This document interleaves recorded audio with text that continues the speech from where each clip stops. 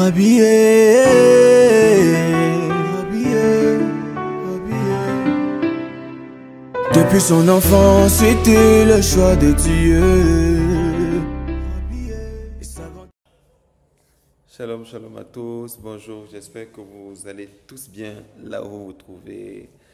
Puisse le Maître du monde vous bénir. Baruch Hashem, ce matin encore, c'est un jour très important où nous allons partager un moment assez spécial où je voudrais parler de quelque chose d'assez précis et d'assez pointilleux.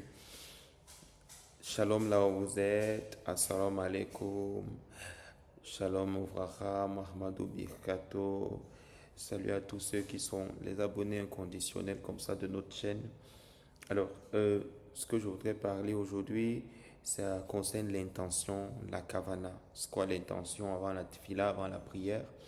Il est très très important de comprendre que chaque fois que nous avons un sujet de prière que nous voulons entamer, il est plus qu'important de marquer un temps d'arrêt avant la prière, c'est-à-dire ce temps d'arrêt avant d'entrer dans la prière est ce qu'on appelle une intention, une kavana, une kawano, dans laquelle on prend le temps de formuler comme il se doit l'intention et la préparer de ce que nous dirons tout à l'heure.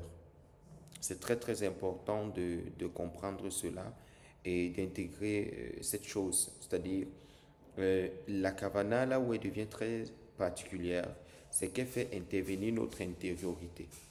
Imaginez un seul instant, je voudrais entrer dans la prière de Shaharit, la prière du matin, Sharif. Au moment d'entrer dans la prière de Sharif du matin, je marque un temps d'arrêt, ce temps d'arrêt dans lequel justement je présente mon intention et je parle dans ma propre langue. Je prépare mon esprit de ne pas faire entrer Rasvé Shalom des mauvaises pensées, des idées impures, et je reste très très focalisé. Et il est important de faire cette kavana-là dans sa propre langue. Vous savez, comme je l'ai dit, nul ne peut se développer à partir de culture d'autrui. Il y a la langue que nous apprenons, le hébreu et l'araméen, c'est très très bien, mais il est aussi très très important de comprendre les choses dans sa propre langue. L'attachement comme ça linguistique est très important. C'est-à-dire quand vous arrivez dans un pays, par exemple, vous arrivez en Angola, Afrique du Sud et tout, vous vous rendrez compte que vous allez parler anglais, par exemple. Ça, c'est l'adaptation. Mais vous vous sentirez toujours très à l'aise dans votre propre langue vernaculaire.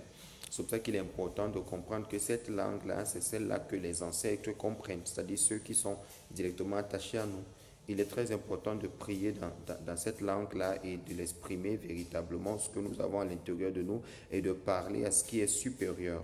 Ce qui est supérieur, c'est ce qui monte, c'est-à-dire quoi? Ce qui est attaché à ce qui est plus haut, le zira, il a, c'est-à-dire pouvoir se connecter à cette lumière intense qui est ce que j'appelle comme ça le souffle, le roi comme ça qui se trouve dans la matiloute. C'est-à-dire, il est important comme ça de s'attacher à cela par une bonne intention et de savoir que on est devant le roi lorsqu'on veut prier, et étant devant le roi comme devant un président, on ne peut pas juste entamer la prière comme ça, on commence à bavader, elle va devenir très lourde. Ok, il faudrait donc prendre le temps. Le temps qu'il faudrait prendre, c'est le temps dans lequel nous préparons nos intentions, nous préparons notre façon de faire à exprimer quelque chose de très clair, quelque chose de très posé. Nous préparons justement notre esprit comme ça à cela.